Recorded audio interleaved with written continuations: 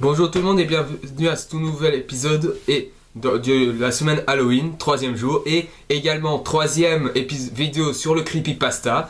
Donc aujourd'hui on va parler du précurseur, c'est celui qui a vraiment fait venir la vague des creepypasta. Ce qu'il a fait venir Jeff the Killer, c'est grâce à lui est venu Jeff the Killer, Jane the Killer, ou même encore Smile Dog, ou dans d'autres registres des dérivés comme par exemple Slendy2Beast, Sonic.exe ou encore le plus déroutant sans pour autant être effrayant, le suicide de Carlo. Donc aujourd'hui, bon, même si pour moi c'est pas mon creepypasta préféré, il a une certaine grande mythologie, je le trouve très surestimé, mais je dois quand même en parler. Il s'agit du Slender. Allons-y donc. Donc le Slender, son physique étant bien sûr très reconnaissable, c'est un étrange être surnaturel qui n'a pas de visage, qui porte un costard et une cravate rouge, des mains et des jambes extrêmement longues et des tentacules derrière son dos. Enfin, ça c'est pour une autre version, mais c'est pas grave. Mais voilà, pour ce qui est du creepypasta en lui-même, le Slender est assez compliqué parce que le Slender est apparu grâce à une petite série de vidéos appelée Marble Shorts, c'est comme ça que ça s'appelle, et sur un certain nombre d'images, qu'on sait qu'ils sont faux, mais bon, où on montrait par moment le mannequin du Slender qui apparaissant devant un groupe d'enfants. Ce qui est dans la série Marble Shot, c'est un espèce de truc à la Cloverfield où des jeunes sont poursuivis par le Slender. Pour ce qui est de l'histoire en lui-même, franchement c'est assez compliqué quoi. Je veux dire, apparemment, d'un côté on dit que c'est un enfant qui avait des pouvoirs surnaturels, mais qu'à cause de ça il a tué ses parents et qu'ensuite il s'est enfoncé dans la forêt, ce qui fait qu'il est devenu ce qu'il est.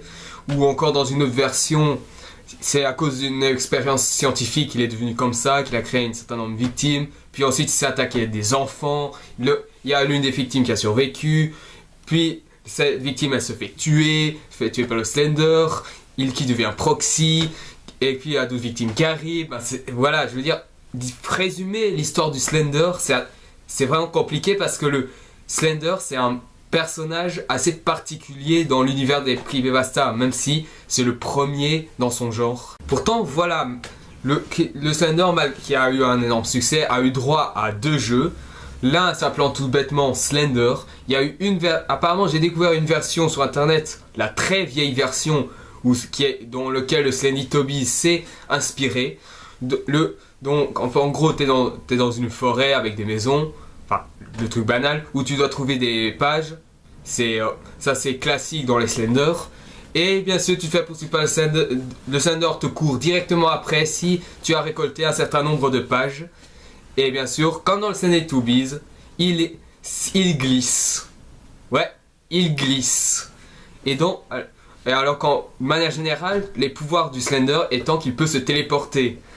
À courte distance, bien sûr, s'il pouvait se téléporter n'importe où, il nous aurait peut-être déjà tués, donc voilà.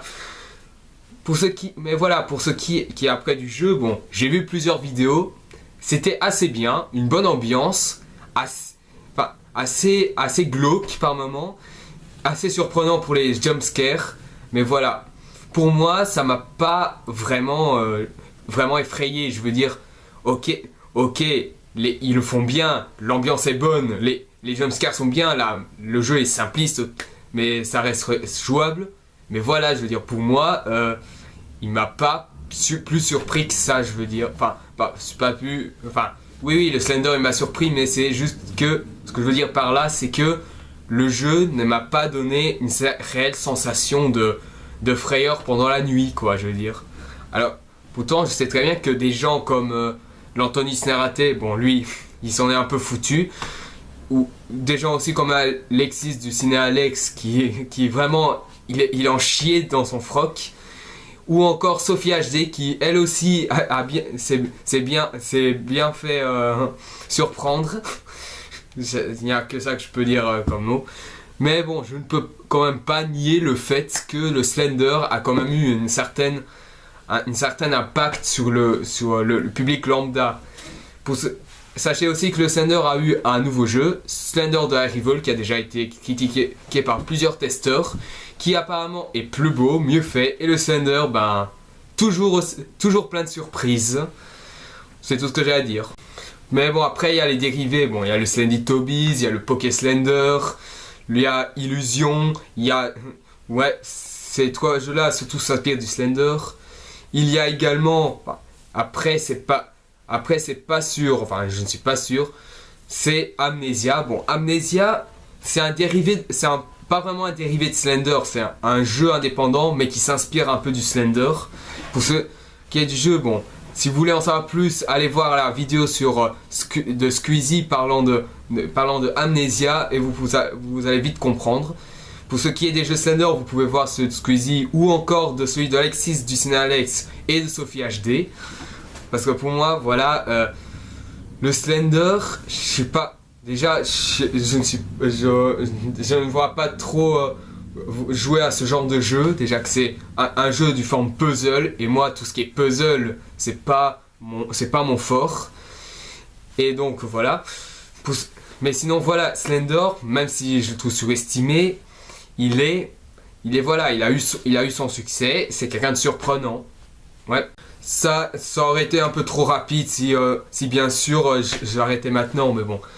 Mais pour ce qui est des inspirations, parce que Slender c'est pas un personnage original que ça, le Slender s'inspire de beaucoup de croyances, enfin, surtout de l'expressionnisme allemand, qui bien sûr montrait un étrange bonhomme, un squelette. Ici dans l'expressionnisme allemand c'est un squelette dont la peinture qui s'appelle l'enfant, dans lequel le squelette enlèverait des enfants ou même des adultes pour moult raisons, parce qu'on ne sait jamais, parce que même dans le jeu on ne sait jamais pourquoi le Slender il veut s'attaquer aux enfants.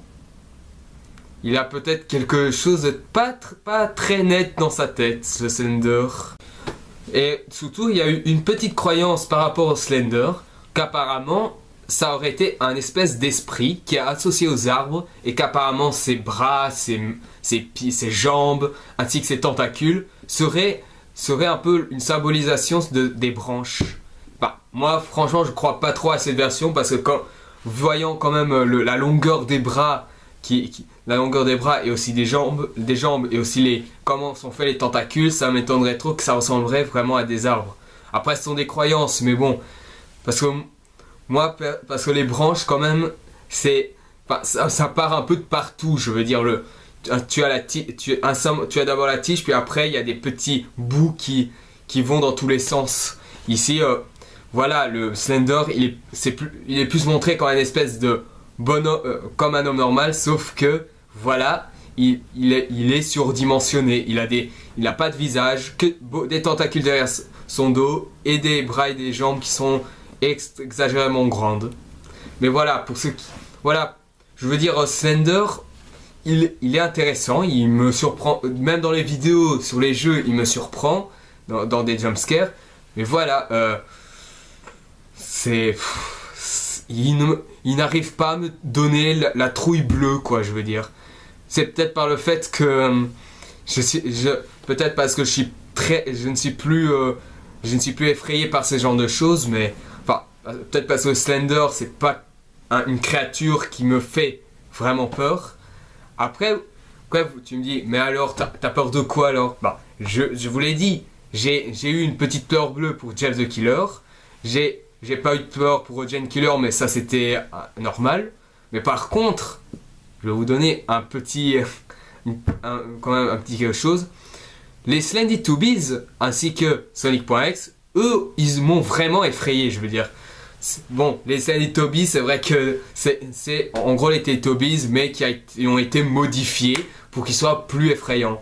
Beaucoup de détracteurs des Teletubbies disaient déjà que les Teletubbies étaient déjà effrayants dans leur forme originale, alors en Slendy Tobies, alors... Et quant à Sonic.exe, le fait que le Sonic devient un psychopathe avec des yeux noirs, avec des points rouges et des dents acérées. Comme quoi, qu'est-ce qu'on peut inventer de ces derniers jours, quoi, je veux dire. Et voilà, pour Sonic.exe, ce que je veux dire, ce qui est effrayant, c'est le fait de détourner un personnage extrêmement connu qui n'a vraiment rien d'effrayant, entre guillemets, de devenir un espèce de monstre, quoi, je veux dire. Moi, je préfère ne pas vous montrer d'image pour le moment. J'ai pas envie de vous donner une peur bleue. Sauf si vous avez déjà vu c'était quoi les images à la fin de ma vidéo planning. Mais bon, soit.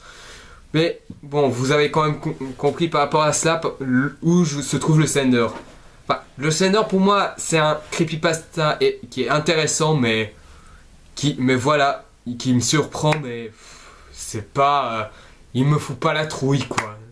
Je veux dire, ok, j'aurais bien voulu que le Slender soit très effrayant, mais j'ai rien ressenti. Il y en a qui... c'est peut-être mais après c'est le... Pardon, après c'est le goût des gens. Il y en a qui vont être frayés, d'autres pas. Voilà, donc pour conclure, c'est très simple. Le Slender, ben, il est surprenant, il est intéressant, son histoire est intéressante, mais voilà, mais voilà, ça peut effrayer des gens comme ça ne peut pas effrayer d'autres.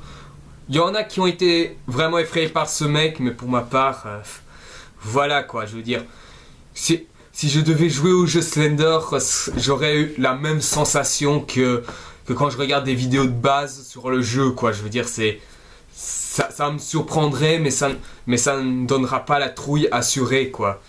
Donc voilà. Merci d'avoir vu cette vidéo. J'espère que ça vous aura plu. Si vous avez aimé, mettez un j'aime. Si vous voulez en savoir plus sur la prochaine vidéo à venir, abonnez-vous. Si vous avez des questions de jeux ou de films à me demander, ben, toutes les choses sont possibles. Envoyez-moi des commentaires et on en rediscutera. N'oubliez pas de me poser des questions si vous en avez. Et si bien sûr, si vous êtes nouveau à découvrir la chaîne ou si vous n'avez pas encore vu mes précédentes vidéos, je vous conseille d'aller voir même les hors-sujets, car j'ai beaucoup de choses à dire dans ces hors-sujets. Donc pour la prochaine vidéo, ben, ce sera une vidéo critique, enfin comme pour ce qui est habituel. Voilà, mais avant de quitter, même si la bande dessinée de Jeff the Killer ne va pas arriver pendant un bon moment, il faut que je prenne un certain temps pour le faire. Et il y a une autre bande dessinée que je suis encore en train de le faire et que j'ai envie de terminer maintenant. Donc voilà, je vous montre quand même la couverture de la bande dessinée. Et attends, je voulais quand même vous approcher un peu pour lire ce qu'il y a là.